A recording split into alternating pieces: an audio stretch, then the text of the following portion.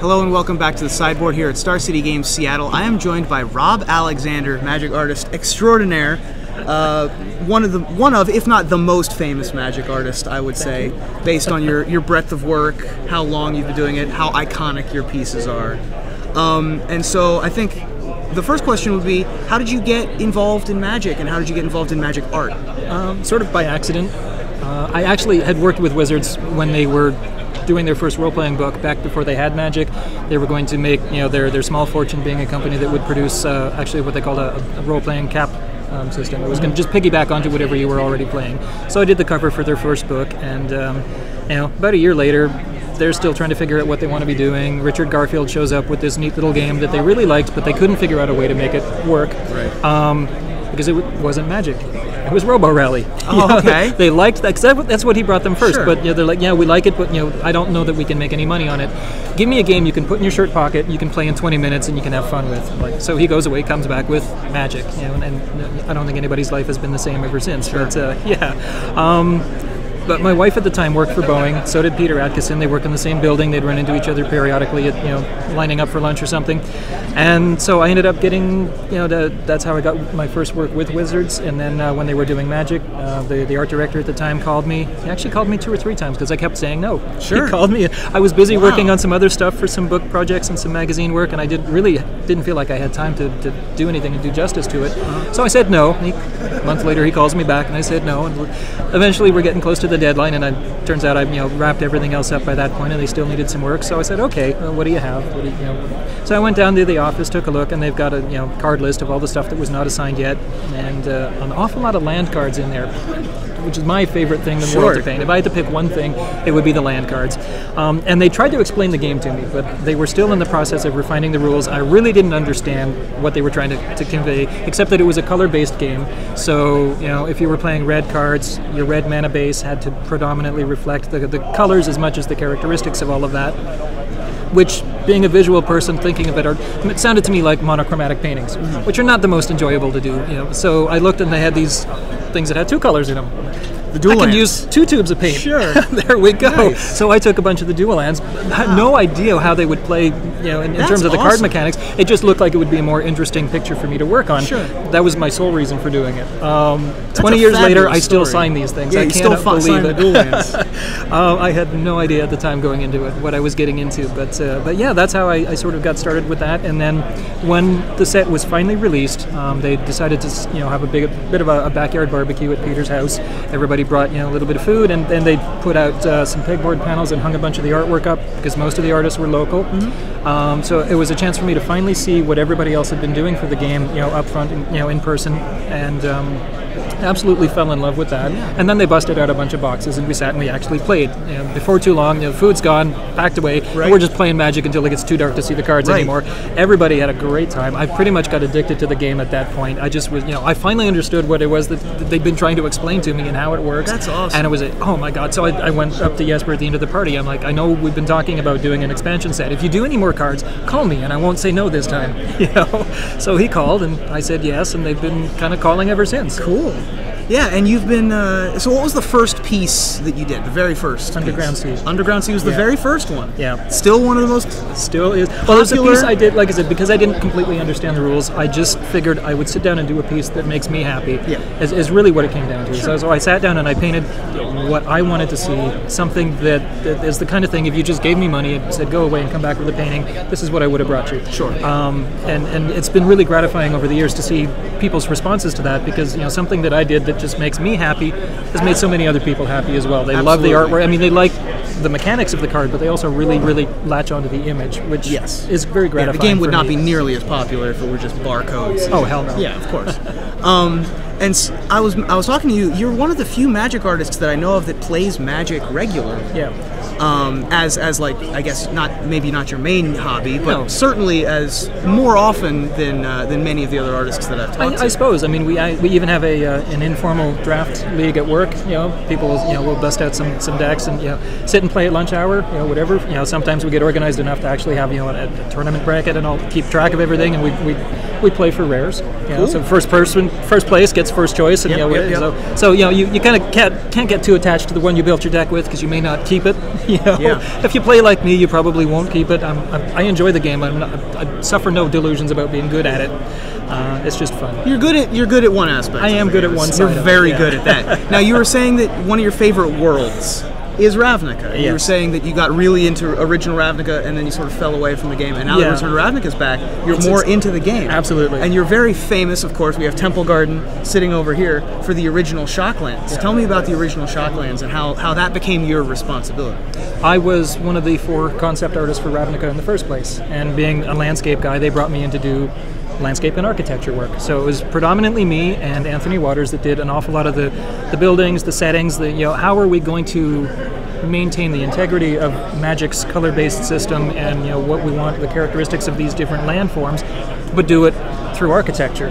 So that was an interesting challenge, but for me it was something that I could really sink my teeth into and have a lot of fun with, and I did.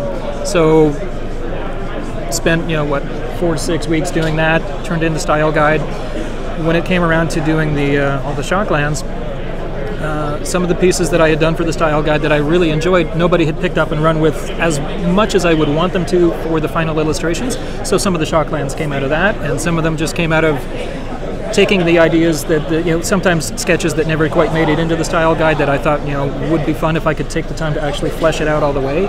Although it was weird, I didn't realize what they were giving me when they first gave me the cards, because I got the first 4 in the block. Right.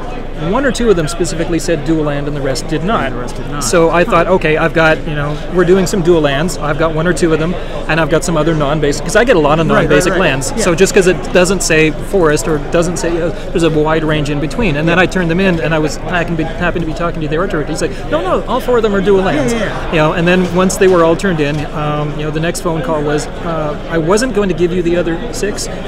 But I'm worried somebody's going to screw them up if I don't. Sure. So here you go. Here you go. Excellent. Yeah. And so you have all 10 original duels. I do. Except for there's a weird thing with the plateau, right? Oh no, the original duels I did 4. Right. You did 4 of the original duels. Yeah. Okay. And then you've got all 10 Shocklands. Right. And but recently they redid all of the art just to regrow the world in a slightly different way. Yeah, give somebody else a chance to put their spin on it. Right. Yep. There's no rivalry between you and not especially. Yeah. Okay. I figured that if when you've got 100 non-basic lands under your belt, it's not like anyone. I cannot begrudge somebody else getting a chance to take their their shot at it as well. And, sure. Or a lot of times because I get people maybe that are a little more predisposed towards liking landscape work versus characters or creatures. I get a lot of people coming up to the table and big stacks of cards they want signed, and a lot of times they say, "You're my favorite artist, you and John Avon." Right. So if there had ever been a rivalry there, I think we would have settled it amicably. But he's actually a friend of mine. I have no problem. He gets work. He does good work. People like his. They like mine. That's good. And now another piece that you're very well known for is the one that I have here on my right, which is was this the Judge promo? Yeah, it was the DCI promo. Exalted Angel. Yeah. And there's a funny story behind this, right? There is. So the model that posed for this is a friend of yours. Model's a friend of mine, known her for a long time. Got the card assignment, thought, 2 and 2 together, this looks like a good match. I think she'd be a good model for this. So we got together. Her life's always a little bit chaotic, so she shows up, and I've got most of the costume, but she said she had a nice pair of boots that would go well with it. So yeah, so we get there. I pull out the costume. She starts pulling stuff out of the trunk, and she goes, "I only have 1 boot."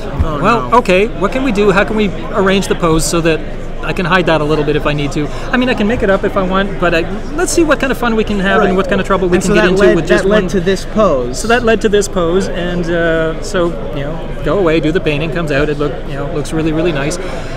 Sometime later, she ends up taking over she used to work for a gaming store. She ended up taking over ownership of it and getting permission from Wizards to use the image as the store logo, and the name of the store is Exalted Games to go with the Exalted Angel. And and they're still alive and kicking. That's a spectacular story. Yeah, that's nice. And now we also have a playmat of yours in front here. This is not a Magic card art. It is not. It's got nothing to do with Magic. You obviously do art outside of Magic. I do. And so this is one of your pieces. What other games, what other venues for your art are there out there if people want to find your work? I've worked on quite a number of trading card games over the years. I think the ones that anybody could find these days would be the Lord of the Rings game, the one that came out from Iron Crown Enterprises, Legend of the Five Rings, Shadow Fist. Those are the big ones that people can probably still go out and pick up. Vampire the Masquerade. some book covers and things like that. This piece actually came out of a book that I wrote on architecture. I needed something as a demonstration piece, show people a little bit of my working process. So I wanted something that that was mine, I could put in without any permission issues. And so that's where that one came about. And it's been a very popular piece, although a lot of times people come up and they look at it, what card was it? Yeah, or exactly. That's Golgari, but I don't recognize it. I don't know what it's going to be sorry. from. Sure. No, it's too bad. Got nothing to do with Magic. So another thing I wanted to talk to you about was I think that you might have signed more Magic cards than any other person on the planet. I have flattering. I never expected you anything get huge like that. stacks whenever people come up to your table. All the time. Yeah. And you did a Mistveil Plains for me here with a little bit of an altar on it. You've also got one of the most iconic signatures in Magic, to the point where people have started to forge your signature on Magic cards, which is a little strange. It is very strange. I mean, I could see somebody trying to forge a signature on a check, but on a card? Right. Okay. So yeah, and lately I've actually been getting an increased number of emails, particularly from Europe, people that are looking at buying cards, somebody's selling or got a collection they're selling off, and a lot of times they'll email me and say, hey, is this legitimate, or do you remember signing cards at this event or that event, and I'll have them send me a scan of the card. A lot of them, most of them are still legitimate, but I've noticed an increasing number of ones that are definitely not mine, and sometimes I've seen alterations done on cards that I can tell my own brushwork. That's not mine, and even if the quality is good, I can tell whether it was mine or not. Although, unfortunately, usually the quality is my 12-year-old kid could do better. So. Sure. Now, admittedly, he takes after his dad. So, right. He draws better than most. This is not the normal 12-year-old. This is not. But yeah, I don't understand why. But I guess it's flattering in a way. Yeah.